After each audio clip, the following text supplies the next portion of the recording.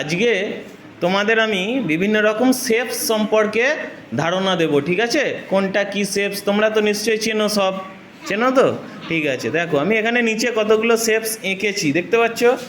Triangle, circle, diamond, star, Pentagon, ঠিক আছে, square, rectangle, এগুলো আমি এঁকেছি, ঠিক আছে? তাহলে তোমরা এক এক করে আসবে, যাকে যেটা বলবো, যাকে বলবো সার্কেল, সে গিয়ে সার্কেলটার ভিতরে দাঁড়াবে, ঠিক আছে?